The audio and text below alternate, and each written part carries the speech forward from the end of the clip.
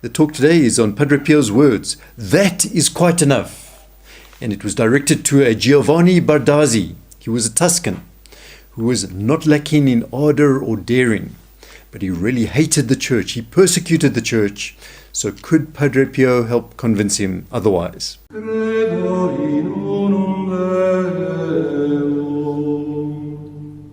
Hello friends, and welcome to this channel on Padre Pio. And here we have a series of short stories on the life of our great saint.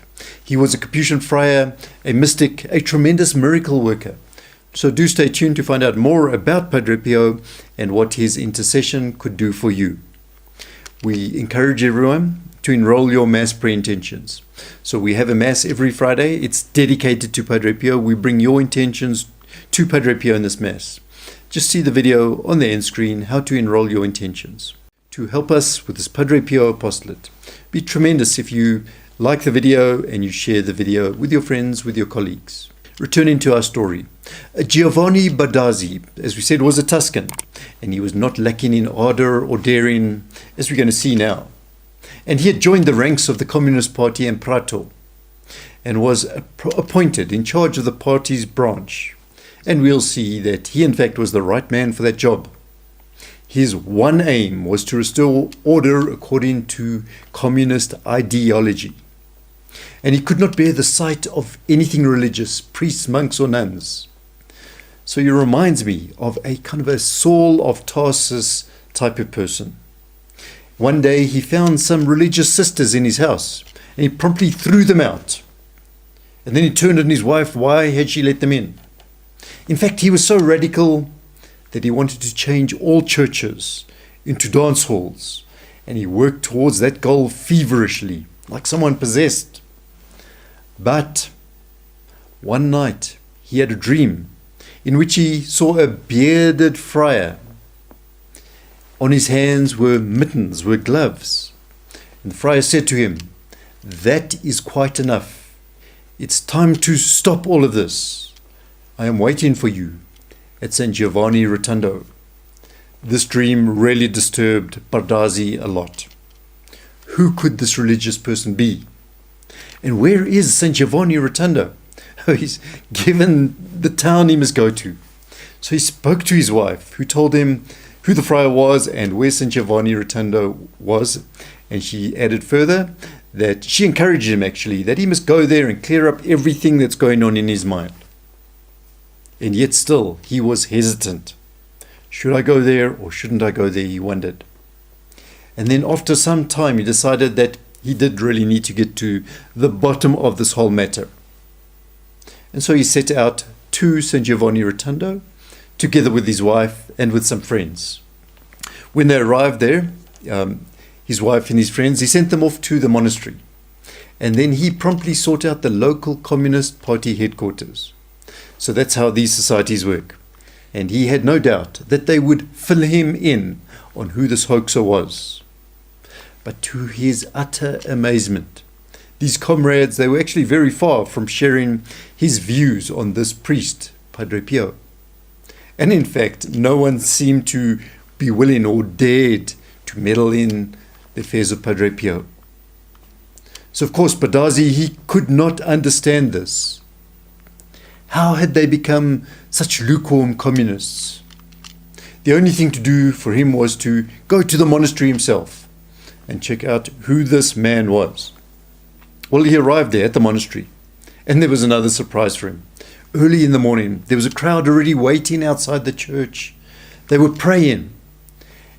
They had their rosaries in hand. Even the men were praying. And so now he was starting to understand even less. What kind of world is this, he wondered. He told himself he would need to go and talk to this priest himself and to put him straight. And he was convinced that this whole thing was a hoax to deceive poor people. But he himself, he was certain he would not be taken in by this. When Padre Pio arrived the next day, Bardazzi went forward. For seemingly no reason, he started to tremble all over. What's going on, he thought. And then Padre Pio walked up to him. When he reached Bardazzi, in a very quiet voice he said, "So the black sheep has returned." Gosh, Bardazzi thought, is that meant to be some sort of a compliment? However, the poor atheist now found himself engulfed in this whole strange atmosphere, a totally spiritual one, and he rapidly found himself heading towards some sort of a spiritual crisis. The next day he went to Padre Pio's Mass. It was in the old chapel. And there Bardazzi makes sure that he positioned himself very carefully in the church so that he would be able to observe carefully every movement that Padre Pio made. During the Mass, when Padre Pio turned around and he extended his arms at the orate fratres, that is the pray brethren, his hands were now bare, they had no gloves on because Padre Pio could not say Mass with gloves, and the stigmata as a result were visible, and they were starting to bleed. They were surrounded with blood, as often happened during his Mass. And this could be seen clearly by everyone. And all present were absolutely astounded, and there was a dead silence. But particularly because of the suffering that they saw on the priest's face. And Bardazzi, he wanted proof now. So he was a die-hard skeptic, as we can see. And he thought this thought: if it is true that this priest suffers the passion of Christ at this moment, why couldn't he, Bardazzi, have some share of that too? And what a thought that turned out to be. Suddenly, an intolerable pain seized him. It lasted but an instant, but it seemed like an eternity to Bardazzi. So was this going to be enough to change his life? Let's see how stubborn Bardazzi was. And so this is how this fiery, hot-headed Tuscan was introduced to the supernatural ambience that surrounded Padre Pio. And Bardazzi was now more perplexed than ever. And he started to see things in a slightly different light, the light of grace, we could say. And he was becoming aware now of his own sinfulness. And thereafter, once he was aware of that, he wanted to go to confession with Padre Pio. But Padre Pio put this question directly to him. Tell me, what is it that the Lord has done to you? Kind of like Saul of Tarsus, similar to that. And Bardazzi still replied, nothing. I don't even know if he really exists. What do you mean? Padre Pio wanted to know. You don't know if he really exists. Of course he exists. And after this, the two men now entered into a serious and long discussion. But in the end, it led nowhere. And so to Padre Pio, this man was now not ready yet. And he told him so in no uncertain terms, saying the following: I cannot give you absolution because I don't want to go to hell myself because of you. So he's asking forgiveness of God, whom he also at the same time says he doesn't believe in.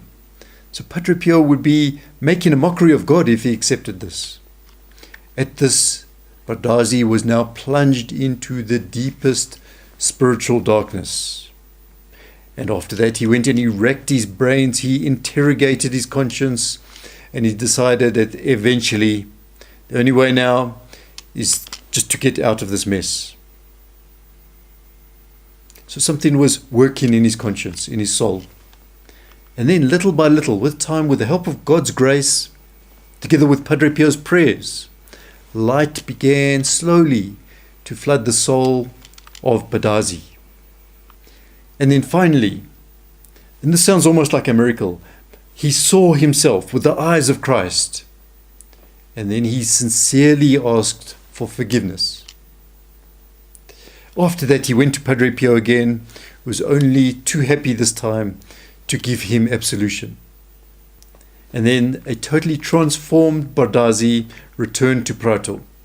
When he was there, he left the Communist Party.